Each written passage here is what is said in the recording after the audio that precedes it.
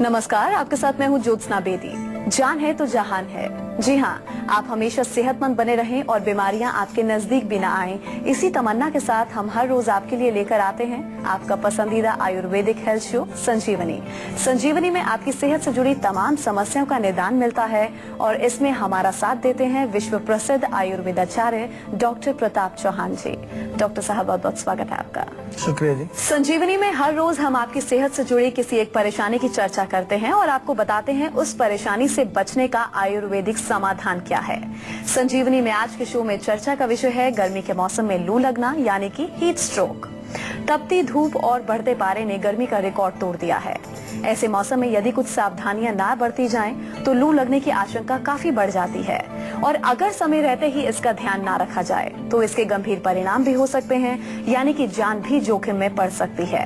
हमारे साथ हमेशा की तरह मौजूद हैं डॉक्टर चौहान, जो आज आपको बताएंगे कि गर्मी के दिनों में हीट स्ट्रोक यानी लू से बचने के बेहद आसान और कारगर नुस्खे क्या हैं। इसके साथ ही साथ हमारे खास सेगमेंट संजीवनी टिप्स में जानिए गर्मियों में प्याज के फायदे क्या कुछ हैं। लेकिन सबसे पहले आइए जान लेते हैं कि समर सीजन में आखिर हीट स्ट्रोक है क्या।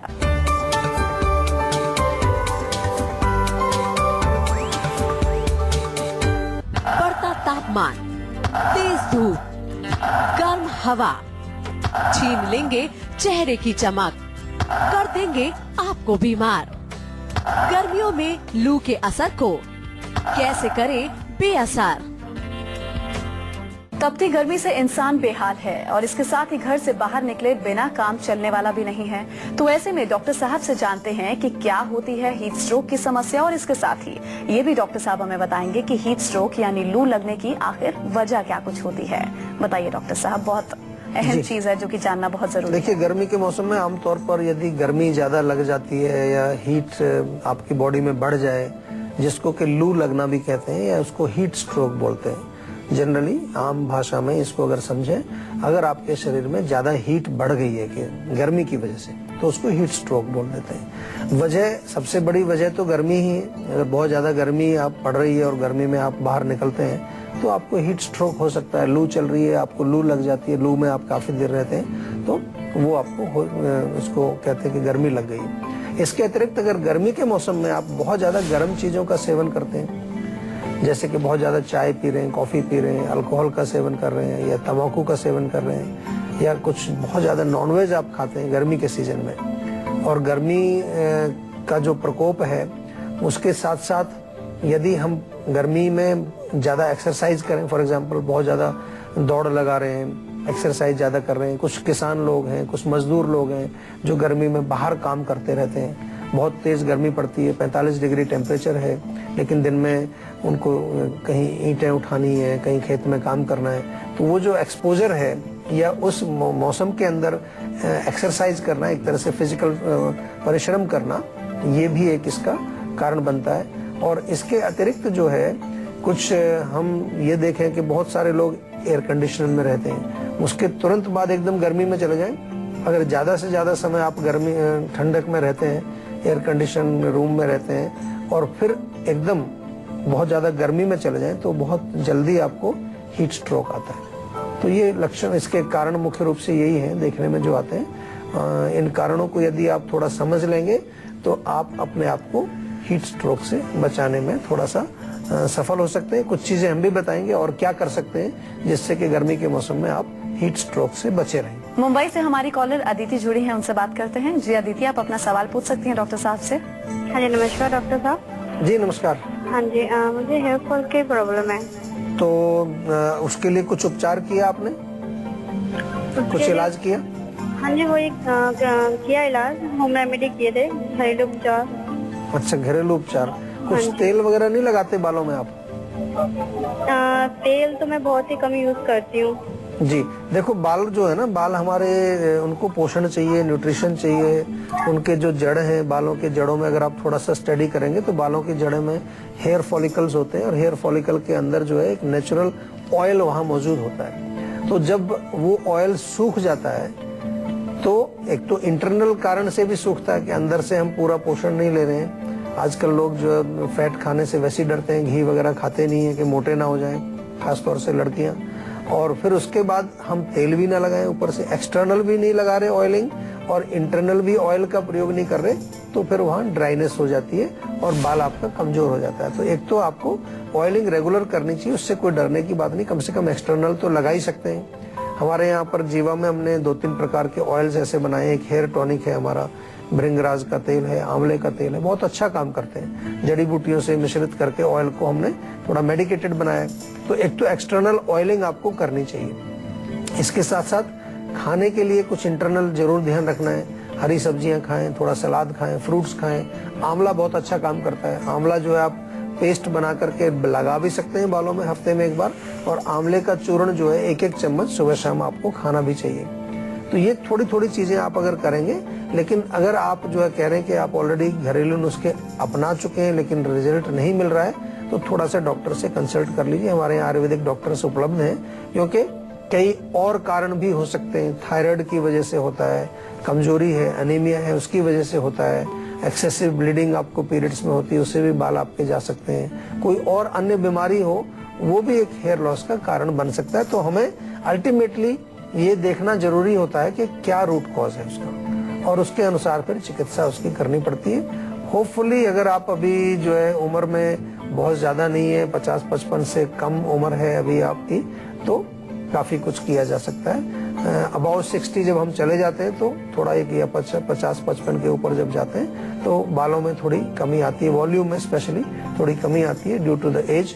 लेकिन अगर हम प्रॉपर प्रिकॉशन लें और अच्छा हम देखभाल करें, हेयर केयर अगर हमारी अच्छी हो, तो बाल हमेशा हमारे अच्छे रह सकते हैं, पूरी उम्र तक हमारे बाल अच्छे रह सकते हैं। डॉक्टर साहब ये बताइए, गर्मी के दिनों में तो लू लगना एक कॉमन सी परेशानी है। लक्षण बताइए हमारे दर्शकों को कि तुरंत पहचाना जाए और जाकर के डॉक्टर से तुरंत चेक करवा लिया जाए। गर्मी जब लगेगी आपको तो स्वाभाविक है कि बॉडी में बहुत हीट होगी, गला सूखेगा आपका, प्यास ज्यादा लगेगी, पूरी बॉडी में आपको पेन होने लगता है, कभी कभार बुखार सा आपको महसूस होता है, सांस भी कई बार खिंच के आता है। मैंने देखा है जब बहुत ज्यादा लू लग जाती है तो सांस लेने में तकलीफ होती है। इसके अलावा जो है चक्कर आना, कमजोरी बॉडी में होना, क्रैम्प्स, मसल क्रैम्प्स जो है मांसपेशियों में एक तरह से बहुत जोर से एकदम क्रैम्प आता है, दर्द होता है बड़े तेज उसके अंदर, क्योंकि सॉल्ट्स की कमी हो जाती है उसके अंदर, शरीर के अंदर। और कभी कभार जो है बेहोशी तक भी हो जाती है। बहुत सारे लोगों को मैंने देखा है कि अगर बहुत ज्यादा गर्मी लग जाए सो दे कैन गो अनकॉन्शियस। तो ये लक्षण इसके देखने को मिलते हैं जब ज्यादा गर्मी आपको लगती है। इसका थोड़ा सा ध्यान रखना चाहिए। अगर ऐसे कुछ लक्षण हो तो हमेशा तुरंत आप जो है आयुर्वेदिक चिकित्सक से संपर्क करें। मुंबई से हमारे दर्शक ललित जुड़े हैं, उनसे बात कर लेते हैं। जी ललित, आप अपना सवाल पूछ सकते हैं डॉक्टर साहब से। नमस्कार डॉक्टर साहब, मैं ललित बात कर रहा हूँ मुंबई से। जी नमस्कार। डॉक्टर साहब मेरे क्या है, कई बार अचानक से होता है कि घबराहट रहती है अंदर। अच्छा जी। हाँ जी, और कई बार ये जो हाथों की हथेलियाँ होती हैं, जब उस टाइम ऐसा लगता है कि बिल्कुल एकदम ठंडे हो जाते हैं एकदम। अच्छा, घबराहट जब होती है उस टाइम ठंडे हो जाते हैं? हाँ जी हाँ जी। तो पसीना भी आता है उस समय? पसीना भी बहुत आता है। अच्छा अच्छा, तो ये कब से चल रहा है प्रॉब्लम? ये है अभी 5-6 महीने से है। तो फिर क्या करते हैं उस समय, कुछ दवाई लेते हैं क्या? थोड़ी देर रिलैक्स करता हूँ, फिर ठीक हो जाता है। अच्छा अच्छा, देखिए कई कारण हो सकते हैं इसके, थोड़ा जांच तो करानी चाहिए आपको। कभी कभार शुगर लो हो जाती है किसी आदमी की। मैंने देखा है कि अगर शुगर लो हो जाए तो एकदम से बॉडी में घबराहट, पसीना आना, थोड़ा सा टांगे भी कांपने लगती हैं, शेकिंग होती है बॉडी के अंदर। एक ये कारण है। कुछ खाने से ठीक हो जाता है। अगर शुगर लो होगी तो आप कुछ मीठा खाएंगे या कुछ चीज खाएंगे, उससे आराम आएगा। इसके अलावा जो है कभी कभार किसी चीज का भय आपके अंदर है, कोई डर कोई है, उसकी वजह से हो सकता है। या फिर जो है एंजाइटी एक बहुत बड़ा कारण है इसका। किसी चीज से आपको एंजाइटी हो रही है, एंजाइटी होने से पैल्पिटेशन होती है, घबराहट होती है, पसीना भी आ जाता है, और कई बार बेचैनी भी हमारे शरीर में हो जाती है। और हार्ट की तरफ भी संकेत ये करता है, कोई हृदय का कोई वीकनेस हो सकती है, हार्ट आपका कमजोर है, पूरा ब्लड पंप नहीं कर पा रहा है, कोई खराबी उसमें है, उसके जो रिदम में कोई वीकनेस आ गई है किसी प्रकार की। तो एक तो जांच करने से पता चलेगा पूरा कि क्या रोग का कारण है। जांच भी कर सकते हैं, कंसल्टेशन आप हमारे यहाँ से ले सकते हैं, क्योंकि उसमें कुछ और चीजें पूछी जाएंगी आपसे, तो कुछ ना कुछ हमें उससे अंदाजा लगेगा। अभी जो इसका उपचार की अगर बात करें तो मैं केवल इतना कहूंगा कि एक तो उपचार तभी करेंगे जब उसका रूट पता चलेगा कि क्या कारण है। लेकिन जो लक्षण आपने बताए, इसको देखते हुए अगर मैं कहूँ तो एक तो तिल के तेल की मालिश करिए पूरी बॉडी में, थोड़ा सा व्यायाम करिए नियमित रूप से, कुछ प्राणायाम करिए, डीप ब्रीदिंग करिए, उससे आपको फर्क डेफिनेटली कुछ ना कुछ दिखना शुरू होगा। लेकिन रोग का जड़ जब पता चलेगा उसके बाद आपको दवाई भी हम देंगे, औषधि देंगे, जिससे कि रोग आपका बिल्कुल परमानेंटली ठीक हो जाएगा। कोई घबराने की बात नहीं है, बिल्कुल आप निश्चिंत रहिए। ऐसे रोगों का इलाज आयुर्वेद में अच्छी तरह हो जाता है। तो डॉक्टर साहब, लू लगने से कौन कौन सी समस्याएं पैदा हो सकती हैं, या समस्याओं से हमें जूझना पड़ सकता है, दो चार होना पड़ सकता है? कौन कौन सी समस्याएं हैं? डिहाइड्रेशन होती है, तो सबसे पहला लक्षण है। बॉडी में डिहाइड्रेशन हो जाती है, आपको लूज मोशंस हो सकते हैं, या कई बार ये भी देखा गया है कि स्टूल के साथ ब्लड आ रहा है या आम आ रहा है उसमें, जिसको कि डिसेंट्री बोलते हैं। बड़ी कॉमन सी प्रॉब्लम है। इसके अतिरिक्त जो है कमी, जब नमक की कमी हो जाती है बॉडी में, तो उसके कारण जैसा मैंने अभी बताया कि मांसपेशियों में क्रैम्प्स आना बहुत कॉमन प्रॉब्लम हो जाती है। और पैल्पिटेशन, घबराहट होना, बुखार होना, बड़ा तेज बुखार कई बार हो जाता है, सिर में दर्द होना, सिर के अंदर जो है भारीपन होना, ये सब लक्षण है। आंखों में जलन होना, आंखें बिल्कुल लाल हो जाना, या बॉडी के अंदर कुछ रैशेज वगैरह बनना, त्वचा के रोग जिनको हम कहते हैं, रैशेज होती है, जलन होती है, खारिश होती है, खुजली होती है। ये तमाम प्रकार के रोग जो है गर्मी लगने से हो सकते हैं। भोपाल से हमारे अगले दर्शक अरविंद जुड़े हैं, उनसे बात करते हैं। जी अरविंद, आप अपना सवाल पूछ सकते हैं डॉक्टर साहब से। सर, मैं आपसे यही जानना चाहूँगा सर, देखिए मैं सुबह जब खाना खा कर निकलता हूँ, पेट भारी भारी सा रहता है, लेकिन जब खाना हजम, पेट खाली भी हो जाता है, लेकिन फिर भी खट्टी सी डकार आती है मेरे अंदर से। अच्छा। और फिर सर में भी दर्द होता है अचानक से बहुत तेज। देखो, इसका मतलब ये है कि एसिडिटी बन रही है आपको, और वो मेन कारण उसका ये हो सकता है कि अपच हो रहा है, इनडाइजेशन हो रहा है। जो आप कह रहे हैं कि खाना खा के निकलते हैं आप, तब उसके बाद पेट में भारीपन होता है, दैट मीन्स जो आप खाना खा रहे हैं वो पच नहीं रहा है पूरा। तो एक तो देखिए कि क्या चीज आप खा रहे हैं, हो सकता है उसको थोड़ा सा चेंज करें, उसकी क्वांटिटी थोड़ी कम करें, या ऐसी चीजें आप खाएं मॉर्निंग में जो आपको इजीली डाइजेस्ट हो। फॉर एग्जांपल, यदि आप पराठा खाते हैं सुबह रोज ब्रेकफास्ट में, तो पराठे की बजाय आप चपाती खाइए, तो वो ज्यादा इजी आपकी डाइजेस्ट होगी। या अगर आप कोई टोस्ट वगैरह खाते हैं, ब्रेड बटर खाते हैं, तो उसके बजाय आप दलिया, पोहा, उपमा, ऐसी चीज कुछ ले लीजिए, जिससे कि आपको वो इजीली डाइजेस्ट हो जाए।